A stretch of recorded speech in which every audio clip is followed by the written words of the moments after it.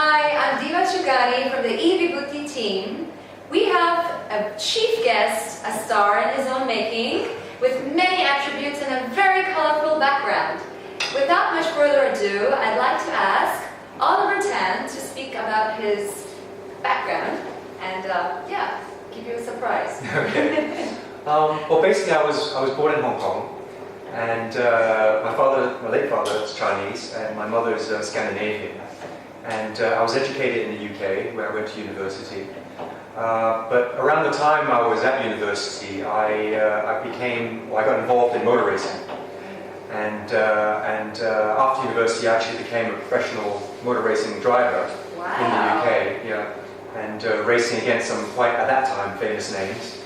And I guess at that time there weren't too many people in the racing industry, so I got a lot of publicity in Hong Kong as a result. And when I came back after a few years of racing, looking for new sponsors, Right. I was offered a opportunity at the television station here to host a show. And so I went there for the audition, and they offered me the job on the spot, pretty much. And then from there on, I got into movies, and I shot many television commercials. And so I decided to take that, and I moved to North America, to Hollywood.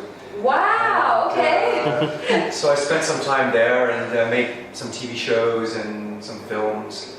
And then after a while I decided, I think I did over 10 years of that, to come back to Hong Kong.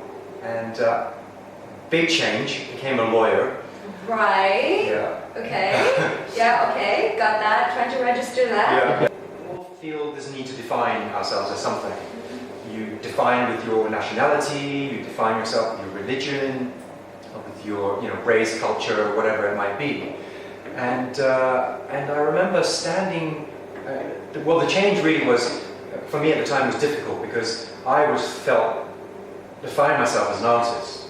And suddenly I'm carrying these massive books, I'm studying 7 days a week for 1 o'clock, 2 o'clock in the morning, trying to pass my bar exam. And I said, well, so am I an artist or am I a lawyer? And that, at that time, caused quite a bit of conflict, although now I understand that because I've moved away from that and I realized that none of that defines me. And I came to that realization one day when I was standing actually waiting for a taxi to get to work, and I saw this school bus with some very young children being taken to school. And I thought to myself, my goodness, who is teaching these children? Because at that age, we become, we're very vulnerable in terms of how we're like a sponge. And there's a science behind that too. And I thought to myself, well, whoever's teaching them will very much define how these children are going to grow up and how they're going to become. True, absolutely. And so I thought to myself, well, in that case, I'm very much, and we all are, a product of our environment. Our schools, our parents, again, our culture, our religion, the country that we're brought up in. So, is that who we are? Yes and no. And so what I decided to do was wipe the slate clean and start from the basis of, well, I'm none of that. Mm-hmm. And so if I'm none of that, what am I? Mm-hmm. And that's my continuing journey now, which is to discover who I am. And I've realized that it's none of those superficial definitions. Do you believe that, for example, if I was to eat an apple this moment, as you would say, that apple would influence me in some way through my mind and body? From the spiritual sense of that, the way I look at food is, everything is a creation, is energy. So you've got, if you like, dense, maybe negative energy or positive energy. And my own feeling on this is, when it comes to meat, as an example, the animal, before it became someone's dinner, went through a great deal of stress and anxiety and torture. Yeah. And the energetic vibration of that meat, I believe, still exists in the food. And you're eating that. Whereas when you eat cleaner, like a more vegetable or plant-based diet, the energy for a plant is very, very different from the energy of an animal that had gone through all that trauma. So tell us about the benefits of being a vegan, how it has helped you, and yeah. Okay, well, I mean, essentially, I became vegan for 3 reasons. One was environment, the second was animal welfare, and the third was health. And in terms of the environment, what people don't realize is that about 70% of agricultural land around the world is used to grow crops purely to feed animals. And whilst these animals are being fed in order to satisfy the hunger of the developing world, there are actually people starving in other parts of the world, in countries where that food is grown for the animals. Ironically, yeah. Also, a lot of the rainforests are being chopped down. In fact, a large majority of rainforests are being culled because of creating pasture for meat. So, and then cows, of course, they produce methane and other gases, which affects global warming. And they consume vast amounts of water. So we're talking about, in terms of the world, and the world's future, our children's future, it's using up a lot of important resources. You know, we're going to run out of water. The rate at which we're progressing as a human species cannot sustain itself. We're not going to have enough food. So by changing, becoming vegetarian, preferably a vegan, you actually can make a huge, huge contribution to our future, to our world. So that's one aspect. Right. Then there's the animal welfare, animal cruelty, which I talked about earlier on, Right. which is very close to my heart. Because, you know, as a human race, you know, we think that this world is ours and that we are the dominant race. But we have no more right to be here than any other species that is here. And in fact, I look at every human being, every animal as my equal. And so that's that aspect of it. And then, of course, the health aspect. Right. Like I said, I've never actually had to see a doctor. I've fixed myself with herbs and vitamins if ever I feel under the weather. We're going to have him share some more information about his recipe. Could you tell us what it's going to be? Well, today I'm going to cook one of my favorite dishes, and it's actually a pasta. It's a fusilli pasta with cherry tomatoes and fresh basil. And I love Italian food, and this is really easy to make. And I'll give you a quick demonstration. Sure, salivating already. Yeah, so am I. Thank Great. Okay, so let's take a look at how you do it you. Yeah, then. we'll go to the kitchen. Yeah. Thank you. Thanks. The tomatoes, the basil, and the garlic, it's all organic. And the pasta's organic as well, as is, I believe the olive oil is organic. Someone took a picture. I don't know what you call those photographs where they can actually photograph the energy of plants. But they took a picture of an organic mushroom and a regular mushroom, and they showed the different energy of the before being cut.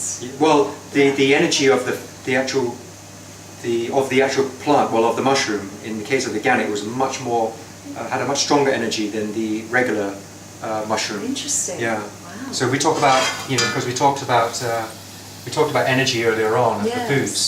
So in that respect, definitely organic is better. So we can see they browned up a little bit. And then careful, that's a splash. Do you want to put it So the colour's fantastic in that. You can tiptoe, yes. Tiptoe. You'll still be able to see it. Just turn it up a little bit. And then we'll put in some fresh elements here.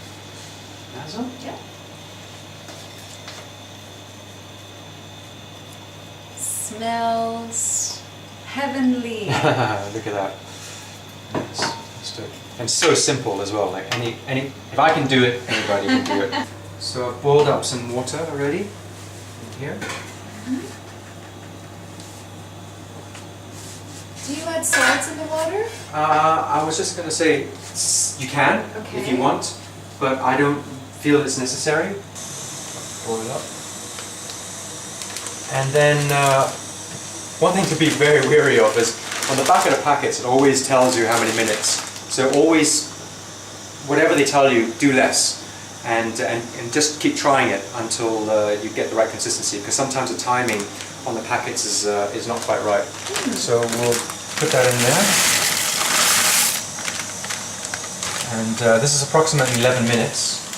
So I'll just, after we bring it back to boil, so we'll just wait for it to come back to boil, which will take a moment. It might be faster if I put the lid on. We'll just give that a stir. And as you can see, the tomatoes are very, very juicy. Very juicy. Yummy, yummy. Yeah. Is that the sauce? Yep, that's the sauce. Oh. Okay, keep that on there. Keep the moisture in.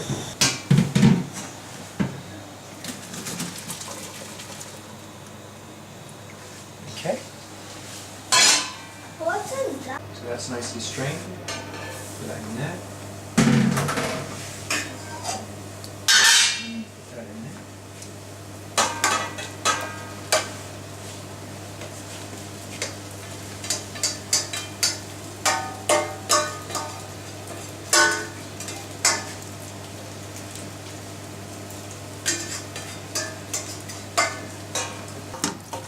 Oliver Tan can cook from Hong Kong.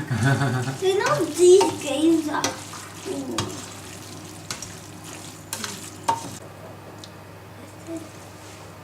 And we get to eat it? Absolutely. That's why we're here, right? And then we can just... Cameraman is oozing saliva, and so is this kid here. That's it. Simple as that. And then I will serve up a portion for each of you, but if you would like to try it. Thank you. Can I try? Here you go, young man. No. Or you want a spoon? That's Or fork? Molly's spoon. You're okay? Just blow on it. Looks perfect. It smells perfect.